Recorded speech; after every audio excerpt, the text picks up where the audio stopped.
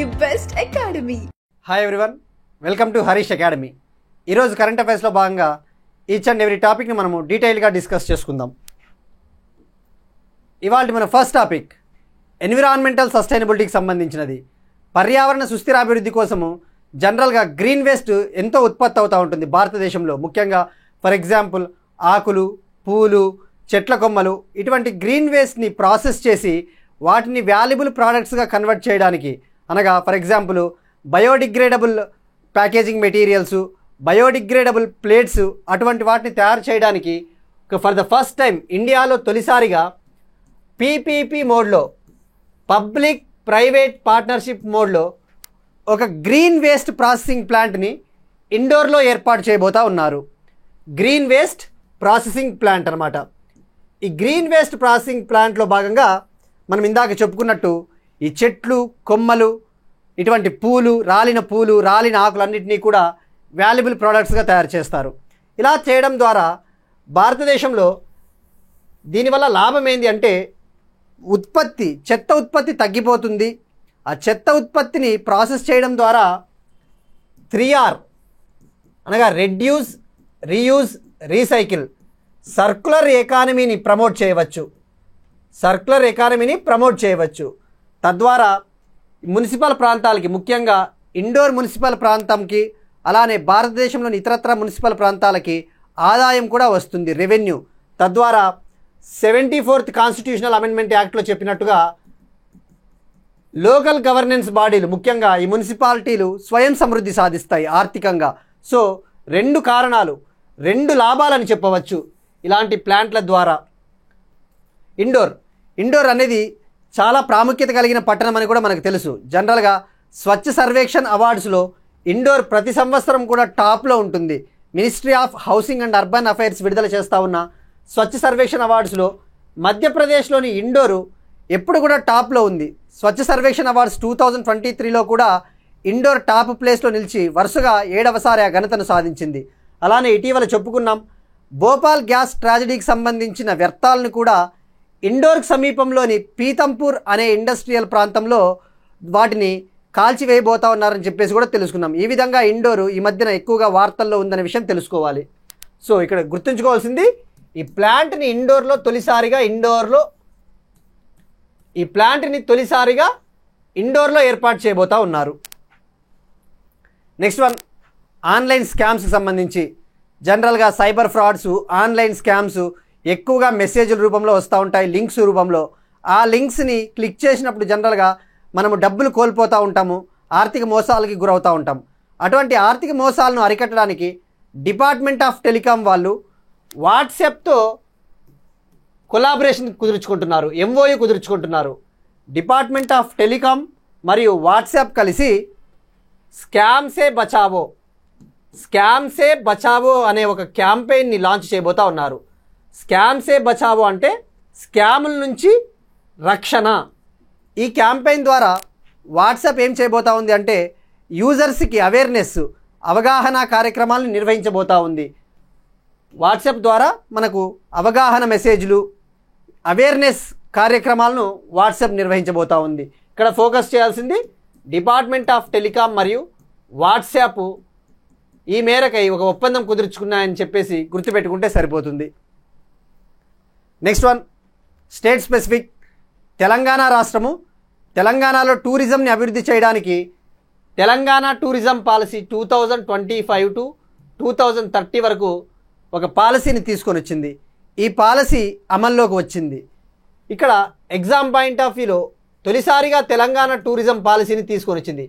ఈ tourism policy గురించి objectives, లక్ష్యాలు ఏమున్నాయో తెలుసుకోవాలి.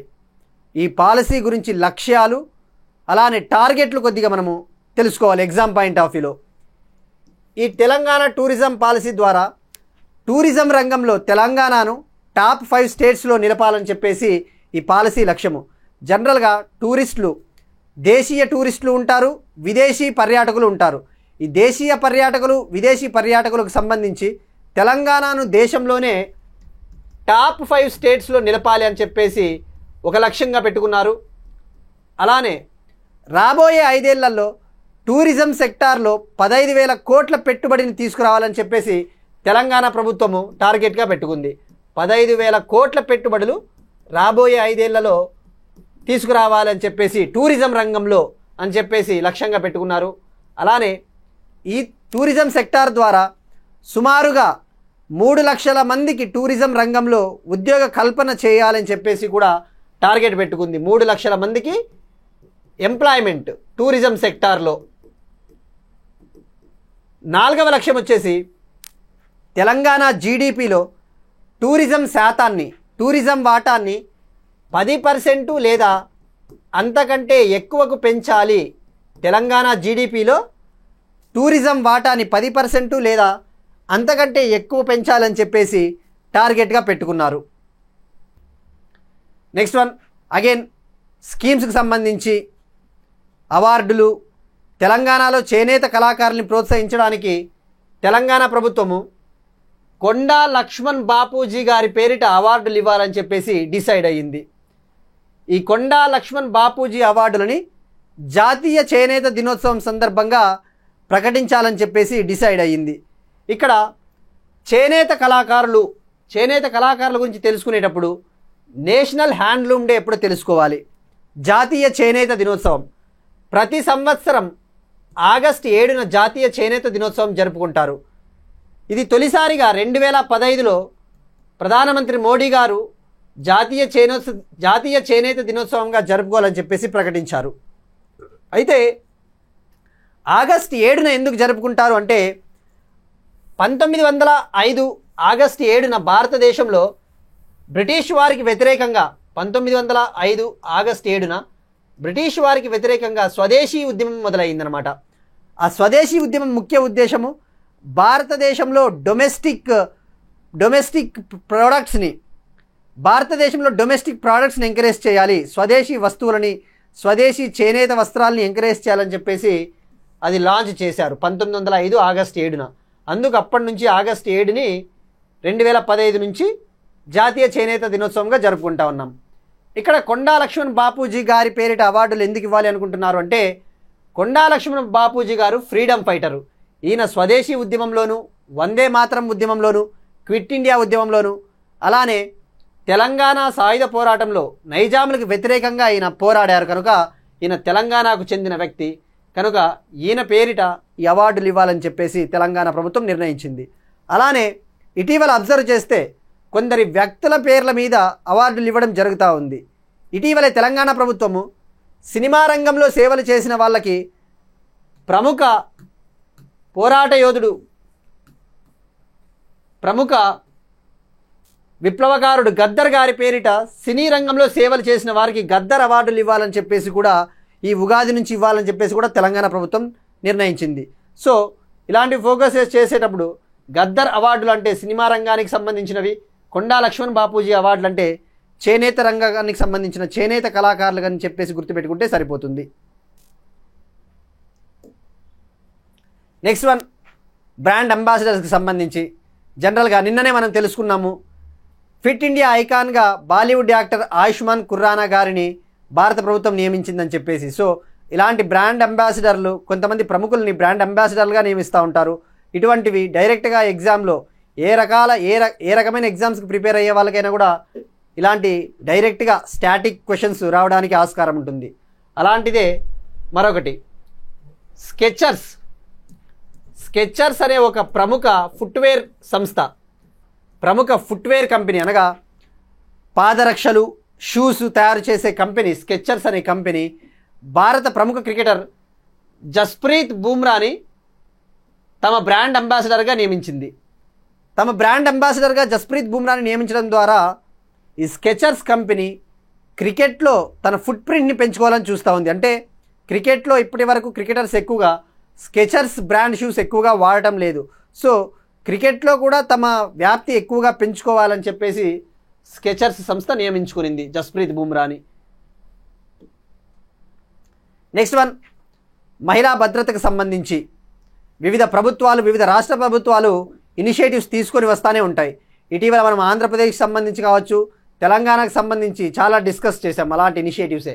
అలాంటి ఇనిషియేటివే మరొకటి ఉంది న్యూస్లో, శిష్టాచార్ స్క్వాడ్ అని. శిష్టాచార్ స్క్వాడ్ శిష్టాచార్ స్క్వాడ్ అనేది యాంటీ ఈవ్ టీజింగ్ స్క్వాడ్. జనరల్గా మహిళల పట్ల ఈవ్ టీజింగ్ ఎక్కువగా జరుగుతుంటుంది. పబ్లిక్ ప్లేసెస్లో మహిళలకి ఎక్కువగా భద్రత ఉండదు. అటువంటి వాళ్ళని, అలాంటి ఈవ్ టీజింగ్ చేసే వాళ్ళ నుంచి రక్షణ కల్పించడానికి ఢిల్లీ ప్రభుత్వము, ఢిల్లీ పోలీసు శిష్టాచార్ స్క్వాడ్ అనే ఒక పోలీస్ టీంని లాంచ్ చేసింది. ఇది దేని నుంచి ప్రేరణ పొందింది అంటే, ఉత్తరప్రదేశ్ ప్రభుత్వము యాంటీ రోమియో స్క్వాడ్స్ అని కొన్ని ఏర్పాటు చేసింది. మహిళలకు భద్రత కల్పించడానికి పబ్లిక్ ప్లేసెస్లో ఉత్తరప్రదేశ్ ప్రభుత్వము యాంటీ రోమియో స్క్వాడ్స్ అని ఏర్పాటు చేసింది. ఈ యాంటీ రోమియో స్క్వాడ్స్ని స్ఫూర్తిగా తీసుకొని ఢిల్లీ ప్రభుత్వము శిష్టాచార్ స్క్వాడ్స్ని ఏర్పాటు చేయడం జరిగింది. ఇక్కడ అగైన్ ఆంధ్రప్రదేశ్ విషయానికి వస్తే, ఇటీవలే ఆంధ్రప్రదేశ్ పోలీసులు శక్తి టీంని ఏర్పాటు చేశారు. శక్తి యాప్ను కూడా అభివృద్ధి చేశారని చెప్పేసి మనం తెలుసుకున్నాం. శక్తి యాప్, ఈ శక్తి యాప్ కూడా మహిళల భద్రతకు సంబంధించినది. అలానే 164 శక్తి టీములు ఆంధ్రప్రదేశ్ రాష్ట్రమంతా ఏర్పాటు చేస్తూ ఉన్నామని చెప్పేసి ఆంధ్రప్రదేశ్ పోలీసులు పేర్కొన్నారు. ఇలాంటి పేర్లు చాలా ఇంపార్టెంట్. శక్తి టీంలు అంటే ఆంధ్రప్రదేశ్, షీ టీమ్స్ అంటే తెలంగాణ, యాంటీ రోమియో స్క్వాడ్స్ అంటే ఉత్తరప్రదేశ్, శిష్టాచార్ స్క్వాడ్ అంటే ఢిల్లీ ప్రభుత్వం అని గుర్తుపెట్టుకోవాలి. Next one, frontier seed programme. ఒక multilateral financial institution Asian development bank ఒక ప్రోగ్రామ్ని లాంచ్ చేసింది. దాని పేరే frontier seed programme. Frontier seed programme అన్నమాట. ఈ ప్రోగ్రామ్ ఏ ప్రాంతానికి సంబంధించినది? పసిఫిక్ ఓషియన్, పసిఫిక్ ప్రాంతానికి సంబంధించినది. ఈ ప్రోగ్రాం ముఖ్య ఉద్దేశము ఏషియా పసిఫిక్ ప్రాంతంలోని దేశాలకు ఆర్థికంగా చేయూతనివ్వాలి, ఆ దేశాలలో లోకల్ బిజినెస్ని ఇంప్రూవ్ చేయాలి, ఆ దేశాలలో క్యాపిటల్ మార్కెట్స్ని డెవలప్ చేయాలని చెప్పేసి Asian development bank frontier seed Pacific అనే ఒక ప్రోగ్రామ్ని తీసుకొని వచ్చింది. ఆ దేశాలలో పసిఫిక్, ఏషియా పసిఫిక్ దేశాలలో ప్రైవేట్ సెక్టార్ గ్రోత్ని ఇంప్రూవ్ చేయాలి అని చెప్పేసి ఈ ప్రోగ్రామ్ని తీసుకురావడం జరిగింది. ఎగ్జామ్లో ఎలా అడుగుతా అంటే డైరెక్ట్గా ఇటీవల ఫ్రాంటియర్ సీడ్ పసిఫిక్ ప్రోగ్రామ్ని ఏ సంస్థ లాంచ్ చేసింది? Asian development bank, world bank, IMF ఇలా అడుగుతాడు. So answer ADB. ఇక్కడ ADB గురించి కొద్దిగా తెలుసుకోవాలి. Asian development bank. జనరల్గా పేరులో ఏషియా డెవలప్మెంట్ బ్యాంక్ ఉంది కాబట్టి కేవలం ఆసియా ప్రాంతానికి సంబంధించిన దేశాలు మాత్రమే ఉంటాయి అనుకుంటే పొరపాటు అవుతుంది. ఆసియా పసిఫిక్ ప్రాంతం నుంచి కూడా దేశాలు ఇందులో సభ్యులుగా ఉన్నాయి. అలానే ఆసియా పసిఫిక్ ప్రాంతం బయట ఉన్న దేశాలు కూడా ఇందులో సభ్యులుగా ఉన్నాయి. ఉదాహరణకు USA, అమెరికా కూడా ఇందులో సభ్యురాలు. ఇది 1966లో ఏర్పాటయింది. ఏషియన్ డెవలప్మెంట్ బ్యాంక్ ముఖ్య ఉద్దేశము దేశాలకు ఆర్థికంగా చేయూతనివ్వడము, లోన్స్ ఇస్తుంది, గ్రాంట్స్ ఇస్తుంది. వరల్డ్ బ్యాంక్ తరహాలో ఇది ఏర్పాటు చేయడం జరిగింది. 1966లో ఏర్పాటయింది. దీని హెడ్ క్వార్టర్స్ ఫిలిప్పైన్స్లోని మనీలా, ఫిలిప్పైన్స్లోని మనీలా. ఇందులో భారతదేశం కూడా ఫౌండింగ్ మెంబరు. ఓవరాల్గా యాజ్ ఆఫ్ నౌ 69 కంట్రీలు ఏషియన్ డెవలప్మెంట్ బ్యాంకులో 69 కంట్రీలు మెంబర్స్గా ఉన్నాయి. అందులో 49 దేశాలు ఏషియా పసిఫిక్ ప్రాంతం నుంచి ఉన్నాయి. 20 దేశాలు ఏషియా పసిఫిక్ బయట నుంచి, అవుట్ ఆఫ్ ఏషియా పసిఫిక్ దేశాలు. 49 ఏషియా పసిఫిక్ దేశాలు. ఈ ఆసియా డెవలప్మెంట్ బ్యాంకులో అత్యధిక వాటాను కలిగి ఉన్నది జపాన్ మరియు America largest share holders. Second ప్లేస్లో చైనా ఉంది, ఆ తర్వాత భారతదేశం ఉందని చెప్పవచ్చు.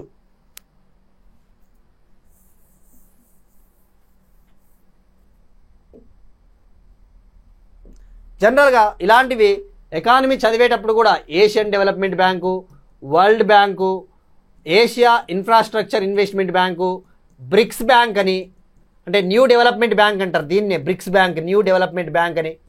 ఈ బ్యాంక్స్ గురించి తప్పకుండా తెలుసుకోవాలి. యూపీఎస్సీకైనా ఏ ఎగ్జామ్స్కి ప్రిపేర్ అయినా ఈ బ్యాంక్స్ గురించి.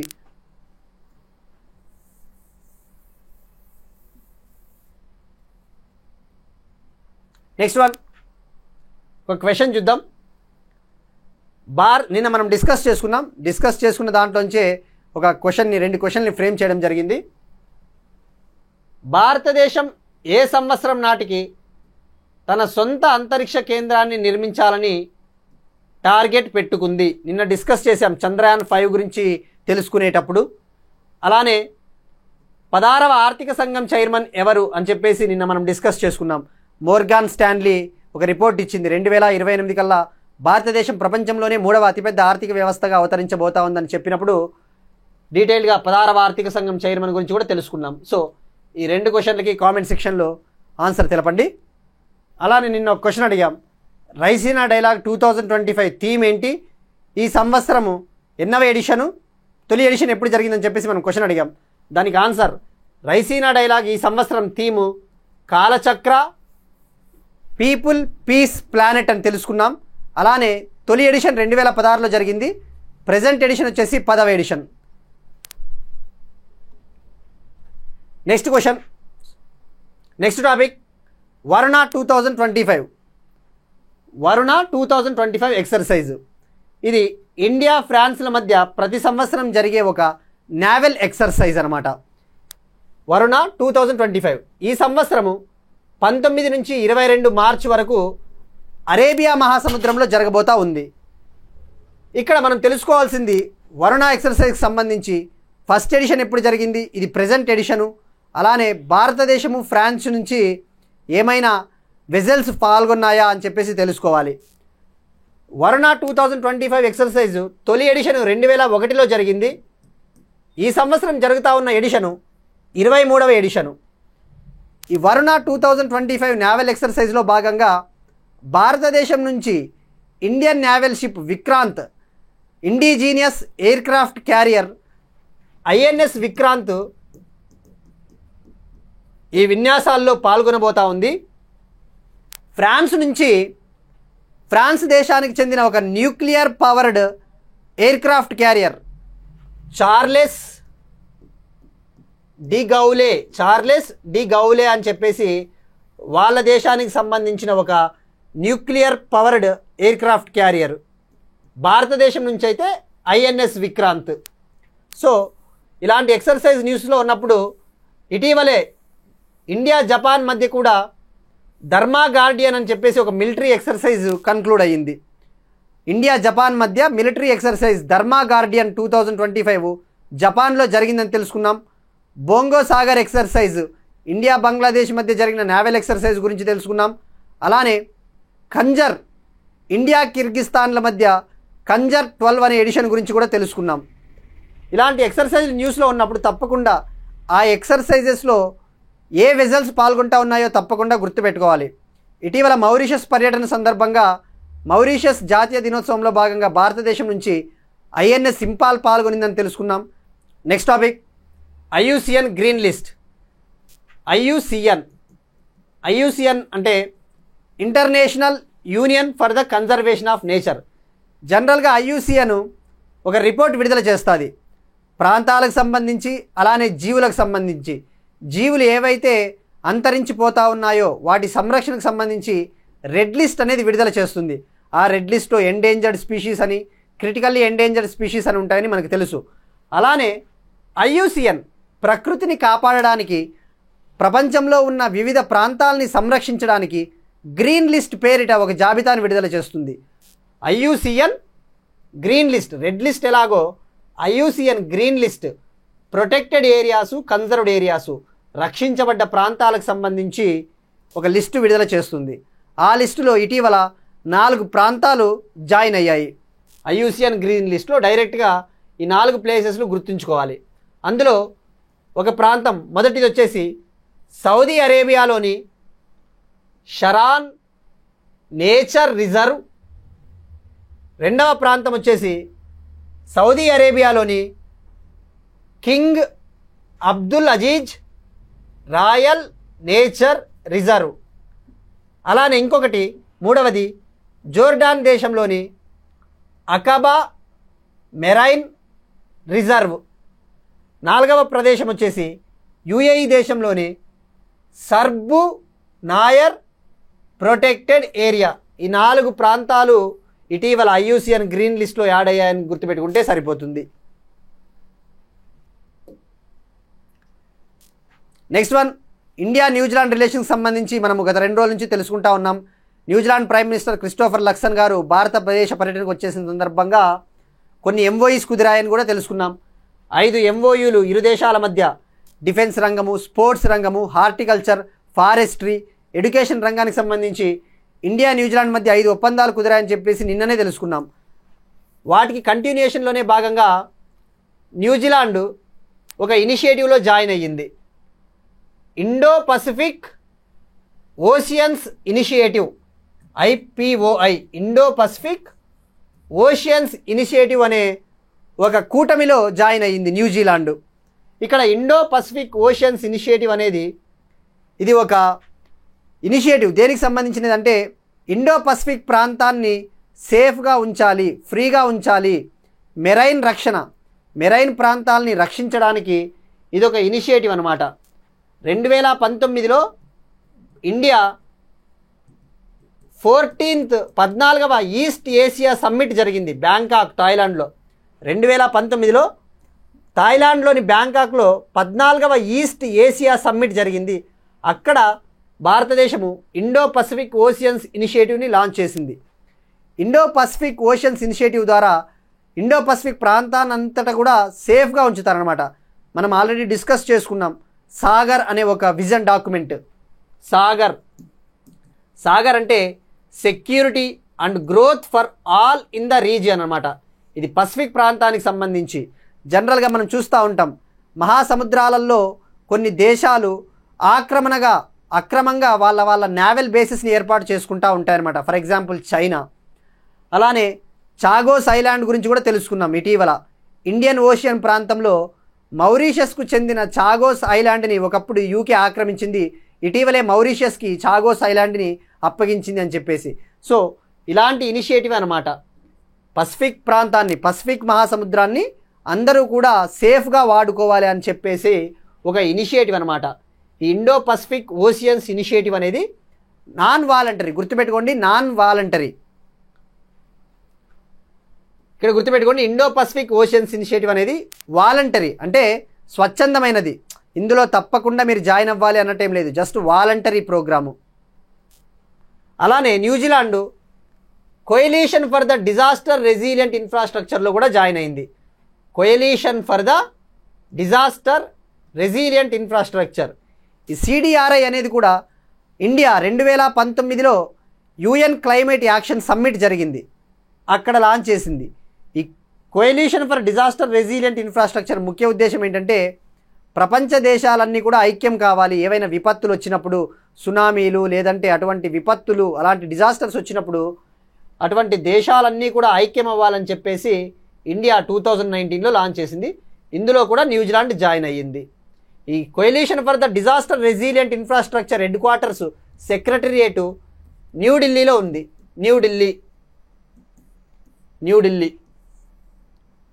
ఇందులో అమెరికా అటువంటి దేశాలు కూడా భాగస్వామ్యులు. నెక్స్ట్ వన్, బయోడైవర్సిటీకి సంబంధించి ఒక యానిమల్ న్యూస్లో ఉంది, క్యారాకల్. ఈ క్యారాకల్ అనేది దాదాపు 20 ఏళ్ల తర్వాత రాజస్థాన్లోని ముకుందరా హిల్స్ టైగర్ రిజర్వ్లో కనబడింది. ఈ క్యారాకల్ అనేది సాధారణంగా భారత్లో చాలా అరుదుగా కనబడదనమాట. 20 ఏళ్ల తర్వాత రాజస్థాన్లో కనబడింది.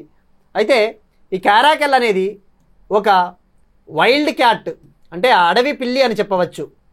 క్యారాకల్ అనేది ఒక టర్కీ పదము. టర్కీ భాషలో క్యారాకల్ అంటే బ్లాక్ ఇయర్స్ అనగా నల్ల చెవులు అడవి పిల్లి అని చెప్పవచ్చు. దీన్ని నల్ల చెవుల అడవి పిల్లి అని చెప్పవచ్చు. ఇది సాధారణంగా ఆఫ్రికా దేశాలు, middle east, central Asia, south Asia దేశాల్లో కనబడుతుంది. కానీ ఇండియాలో మాత్రము చాలా అరుదుగా కనబడుతుంది అన్నమాట. దీని ఐయూసిఎన్ స్టేటస్ సాధారణంగా అయితే లీస్ట్ కన్సర్న్ అనమాట. ఐయూసిఎన్ స్టేటస్ లీస్ట్ కన్సర్న్ అంటే ఎక్కువ ఆందోళన చెందాల్సిన అవసరం లేదు. దీని జనాభా ఆఫ్రికా దేశాల్లో, మిడిల్ ఈస్ట్ దేశాల్లో ఎక్కువగా ఉంది. కానీ ఇండియాలో మాత్రము వీటి జనాభా కేవలం 50 కంటే తక్కువ ఉందన్నమాట, ఈ అడవి పిల్లి జనాభా.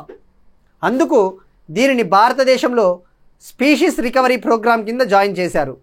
స్పీషీస్ రికవరీ ప్రోగ్రామ్ అని చెప్పేసి భారతదేశంలో ఒక ప్రోగ్రామ్ ఉందన్నమాట, జాతుల పునరుద్ధరణ కార్యక్రమం.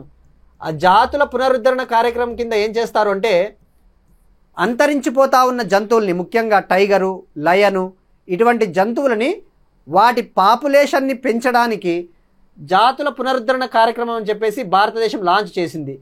ఈ జాతుల పునరుద్ధరణ కార్యక్రమం కింద 22 జంతువులు ఉంటాయన్నమాట. 22 స్పీషీస్ ఉంటాయి, జంతువులు కావచ్చు, పక్షులు కావచ్చు, అటువంటివన్నీ. అందులో ఈ క్యారాకెల్ అనే అడవి పిల్లి కూడా ఒకటి.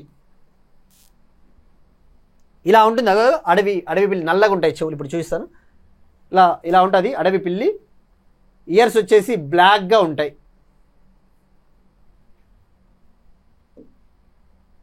Next one, prime ministers appointments. జనరల్గా వివిధ దేశాలకు కొత్త అధినేతలు వస్తూ ఉంటారు. అలాంటిదే ట్రినిడాడ్ అండ్ టొబాగో దేశం న్యూస్లో ఉంది. ఈ ట్రినిడాడ్ అండ్ టొబాగో అనే దేశము కరీబియన్ ప్రాంతంలో ఉంటుంది. వెస్టిండీసు ఆ ప్రాంతంలో ఇక్కడ ఉంటుంది. ఆ ట్రినిడాడ్ అండ్ టొబాగోకి కొత్త ప్రధానమంత్రిగా స్టువర్ట్ యంగ్ గారు ప్రమాణ స్వీకారం చేశారు. స్టువర్ట్ యంగ్ మనకి డైరెక్ట్గా మ్యాచ్ ద ఫాలోయింగ్లో ఇస్తారు.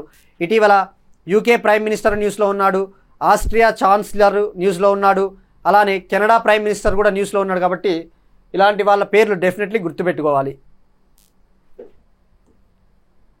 ఇక్కడ ఉంటుంది ట్రినిడాడ్ అండ్ టొబాగో. ఇది కరీబియన్ ప్రాంతం, కరీబియన్ సముద్రం దగ్గర. ఇక్కడ వెనిజులా ఇక్కడ ఈ సౌత్ అమెరికా రీజియన్లో ట్రినిడాడ్ అండ్ టొబాగో. క్యాపిటల్ వచ్చేసి Port of Spain.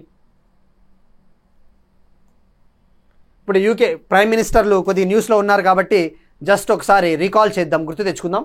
UK prime minister వచ్చేసి Keir Starmer. Canada prime minister ఇటీవలే మార్క్ కార్నీ గారు ప్రమాణ స్వీకారం చేశారు. Austria chancellor Christian Stocker. ఒకసారి జస్ట్ రికాల్ చేయడం జరిగింది. That's it. These are today's current affairs. మనం ఒకసారి క్విక్గా రీక్యాప్ చూద్దాం. India's first public private partnership green waste processing plant at Indore. Department of telecom and WhatsApp collaboration for awareness campaigns against online స్కామ్సే బచావో campaign.